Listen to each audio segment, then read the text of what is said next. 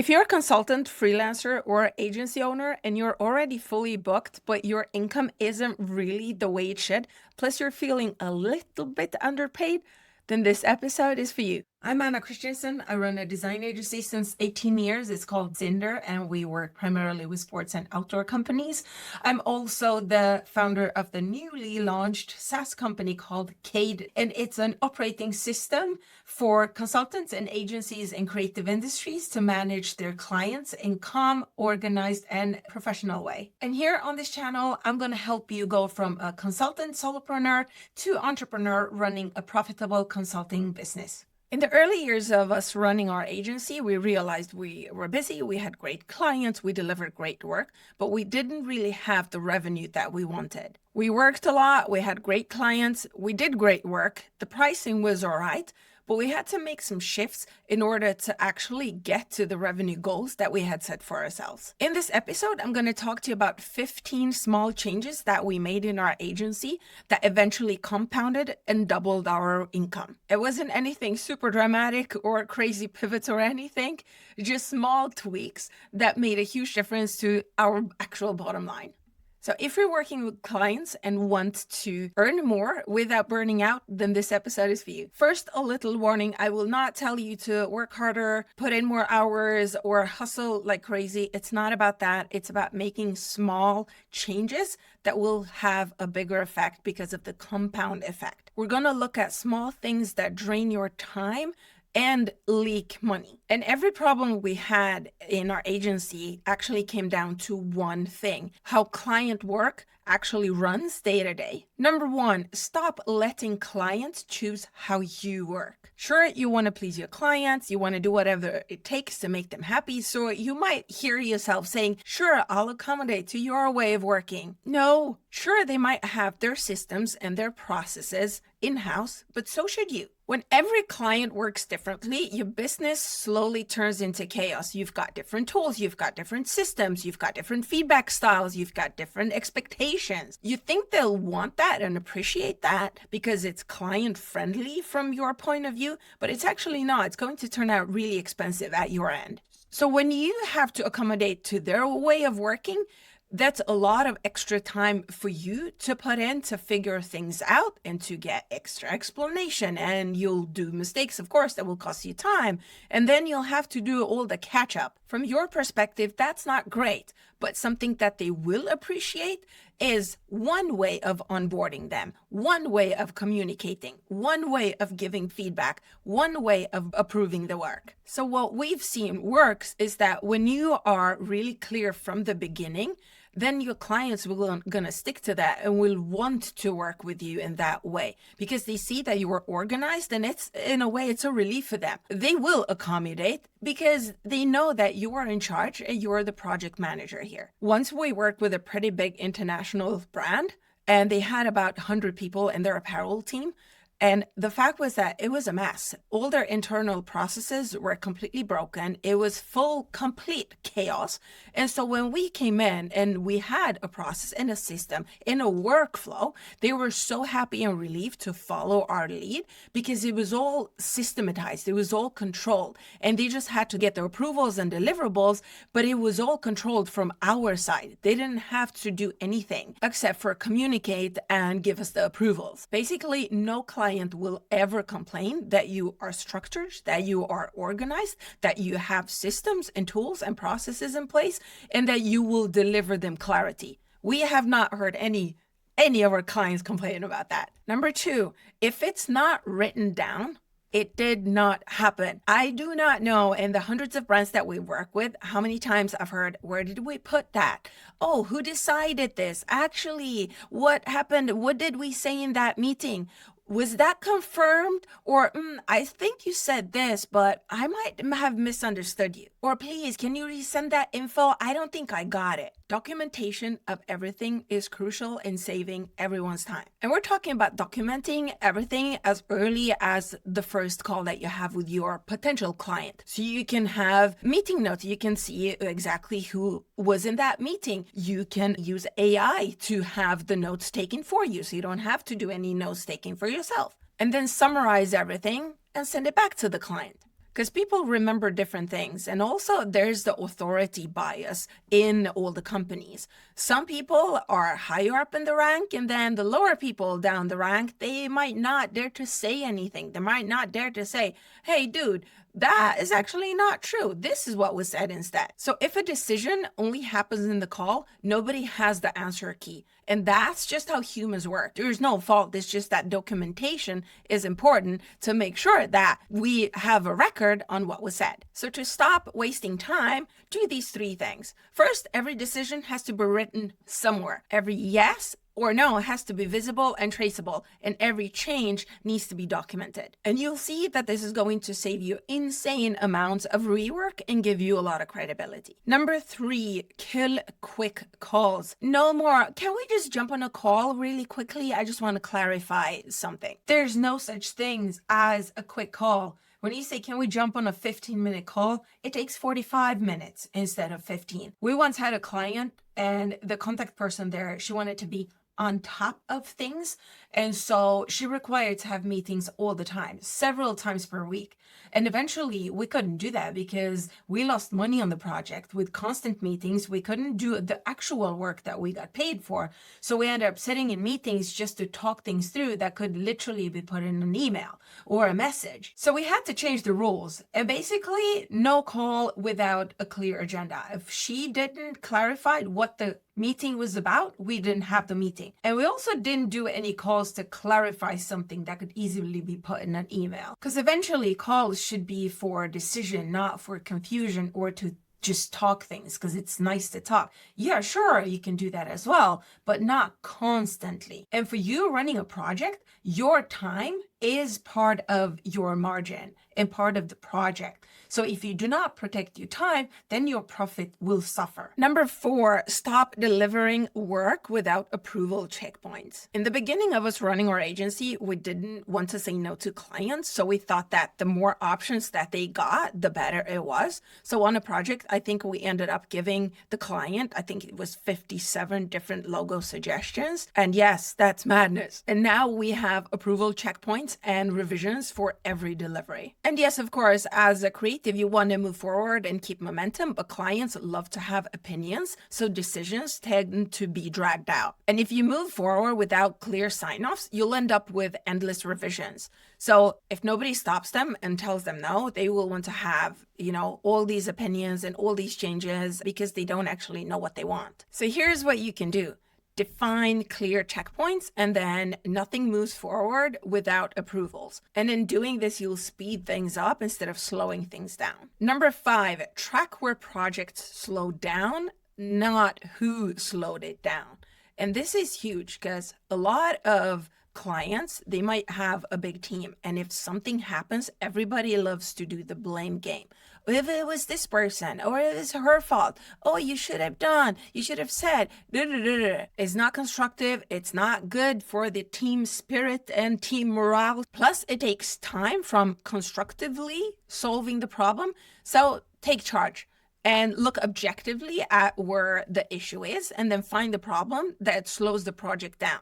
And you do this by looking at and following every step of the process. So you're looking at every single point. Is it the feedback? Is it the approval? Is it the scope? Maybe the scope is the problem, and that's what's messing things up.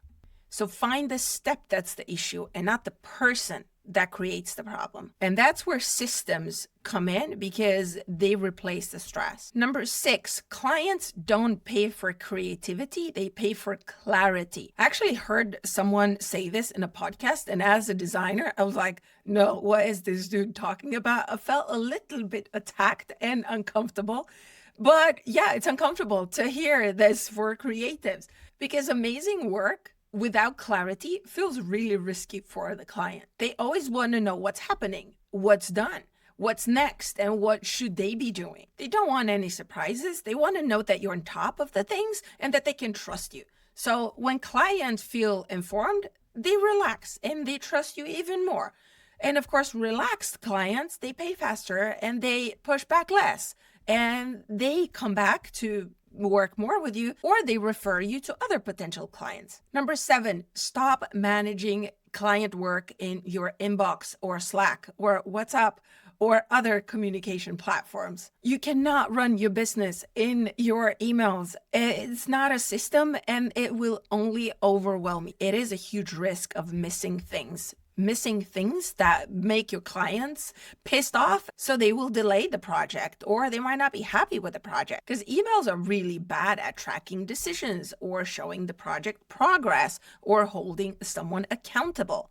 Emails great for notification, but the work and the client management should live somewhere else in another system where both you and the client have full control over the project. And this single change alone right here can double how calm you feel in running a project. Number 8, make delays visible, especially when they're not your fault. Smaller delays happen, it's common, it's fine, but bigger delays, that's not so common. But when they have happened for us, it's always been because of something has happened on the client side. So it might have been internal issues, or some key people that were in the project, they quit, or there was budget problems, or we changed direction with the project.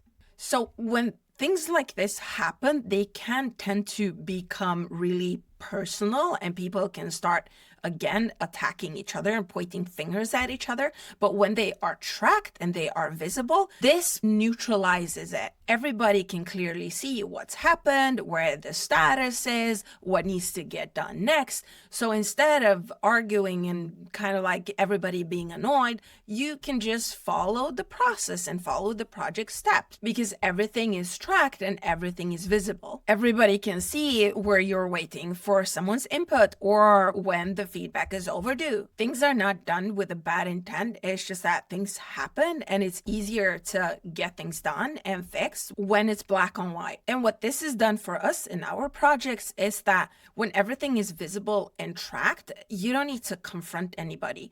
It's in the system. You just go on and move on with the project, and somehow it kind of fixes the behavior in a very smooth and professional way. Number 9, replace being available with being reliable. As I mentioned earlier, I used to be available all the time, even on vacation. Yes, which is kind of nuts.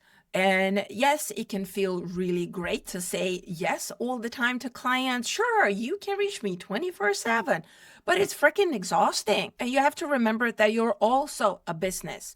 Your client is a business. They might be working 9 to 5. They're free on the weekend and they have the vacation, but so should you. If you respect their time and you're not calling them on their vacation or during their weekend, that's also what they should be doing for you. They should respect your time and your personal boundaries as well. So this is actually more a you problem than a them problem. First, you need to set those boundaries so they know what boundaries to respect. Because your clients, they don't care about the time. They actually care that you can be reliable and that they can get their deliverables on time, or that you can answer certain times.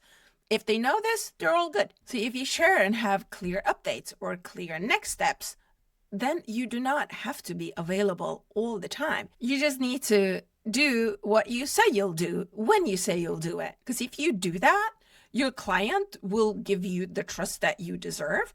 And then you can definitely move away from being drained and constantly available. Number 10, standardize most things and customize only what matters. In the beginning of us running our design agency, I thought that giving all clients all customized solutions was the way to go, and that they would be really happy and thought that this was really premium and professional. But in fact, it's the opposite, because already in the first conversation with them, if you don't package things and if you don't put it into standardized solutions, they will not know what you deliver. It just creates confusion for your clients and drains your time and energy. You don't need to reinvent the wheel every time you work with a new client. So timelines, for example, or scopes, approval flows, delivery steps, processes, and different ways of pricing, you can literally standardize 80% of that. And then you customize the rest, which is the work itself. And your work will will get better. Your margins, of course, will improve, and your clients will not care what you standardize as long as the work that you deliver is tailored for them and their company. Number 11, don't let clients store your work for you. Once we worked with a client and they wanted us to save everything on their platform, and their platform was actually a mess. It was different people that had different places to storing things. So we had to first learn where to put everything. All of a sudden, someone happened to do something with one of the files. So it just disappeared. We'd worked on this thing for several weeks and now it was all gone. It was incredibly frustrating and stressful. Luckily, we managed to get it back, or they managed to fix it. But since then, until the client has paid us in full, everything, every single deliverable, everything work related to our clients, we control. We have in our systems to know that they are safe, that we have everything where it needs to be until it's been delivered and paid. So in your house, you should have one place for files and one place for final versions, because this is going to protect more than anything, especially if something happens and you have no proof or control of it.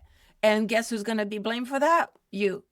Number 12, treat onboarding like you treat your work and not like it's an admin task. Onboarding is kind of like going on a date. You can get a sense of how the relationship is going to be later from that call. So it's not just paperwork where you just say, here, read this, now do that, or where the contract gets signed and then you're done. A solid onboarding sets the tone for the entire project and prepares both you and the client for what's coming. If you don't do onboarding properly, you'll have expectations being unclear and you'll definitely have scope creep.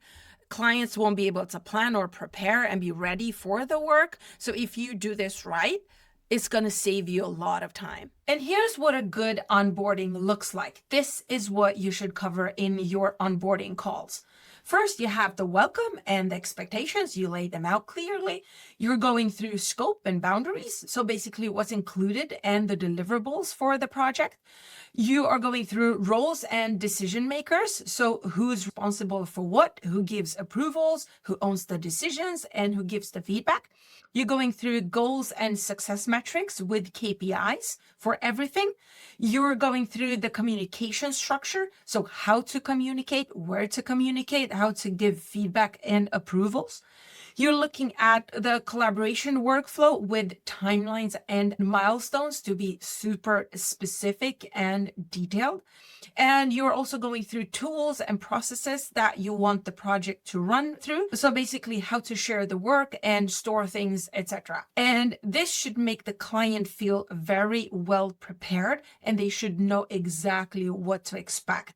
Basically, there should be no other questions at the end of this meeting. So the next thing should be just for you to kick off the projects and then it's off. Number 13, protect your future self, not your current mood. My mood depends quite a lot on my energy level and I'm neurodivergent, so it's kind of unreliable. And in order to control that, I need to have systems in place to back that up. So basically the decisions won't depend on my mood, because sometimes I hear myself saying, yeah, sure, we can do that. Oh, nice, no problem. We'll adjust that later. And I know that's not great. So I've learned the hard way to not let my mood steer how I run the projects. And of course, I can feel super generous and positive at the moment, but then later I always regret it because it, of course, directly affects the bottom line, my time and then the money, of course. And so using systems to protect that is extremely important. Number 14, having fewer clients with better system beats more clients with chaos every time. And this is yet another lesson that we had to learn the hard way, because more clients does not mean more profit. At one point, we took on, I think, 4 big clients almost at once, and then we didn't have the structure for it. And it was a mess for myself, for the people that we worked with. Of course, the client didn't know about this. We tackled it internal, but I couldn't sleep and we worked 24/7 just to make sure that the client work got delivered properly. But it wasn't nice. It wasn't great. And of course, because we had to take on other subcontractors to deliver the work, the profit hurt as well. So structure help, because when you're bringing in new clients, they come in with structure, they will just jump on the train. But if they don't, if you bring on more clients but you don't have a structure, it's all going to be way complex and stress you out. And communication and then approvals and all the decisions become really, really hard to manage.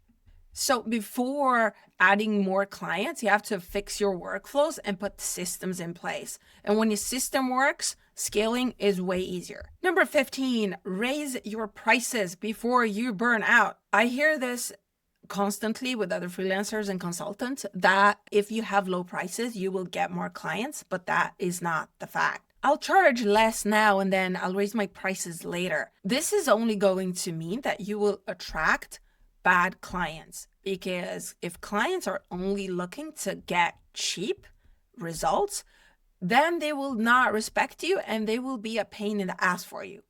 Cheap clients will always give you more problems than expensive clients. Usually expensive clients, they're like, yeah, sure, it looks good, where can I pay? Well, the bad clients, they want constant updates, constant meetings, constant revisions, constant all the things extra. And the most time consuming is that most of the time, they require a lot of education because they're not aware of the processes. So you need to hold their hand and explain everything 100 times. And for us, when we raised our prices, we automatically attracted more serious clients. They were more committed, they took faster decisions, and they respected the process without any complications. And also, you should respect your own experience and expertise. Just because of that, you should raise your price, because your clients are not only paying you for the time that it took you 3 hours to do a logo, they pay you for all the years that you've been a designer, right? And for your experience and your knowledge and your way of thinking. So pricing in the end is some sort of a filter. It should help you protect your energy. It should help you protect your sanity. It should help you protect your focus. And otherwise, if it doesn't, it's too low. And the last thing I'll say about this is that if you have too low prices, you will eventually hit a ceiling, because you can't work 24/7, right? It will be impossible for you to grow your business and to scale your business. And now that you've heard all the 15 changes, you see that there's a red thread here. We're talking about running client work through a calm and shared system instead of your inbox or your head or 10 different notebooks. And that's exactly why we built Kate. And if you want to see this way of working and what that looks like in practice, check the link below. And one last thing is that none of the things that I talked to you about were really drastic or dramatic. So when you tighten the system or clarify your scope and package your work and follow up consistently and stop running everything from your notebooks or from your emails, your revenue grows almost as a side effect. And the best part, it lowers your stress. You stop feeling behind. You stop saying yes to the wrong work. So things start to feel calm instead of chaotic. And if you're already doing great work, but you know your business could run better behind the scenes, start with one of these changes this week, just one, and see what happens. And when that's done, implement another one. And if you want to see how we systematize this inside our own agency, I've linked Kate below.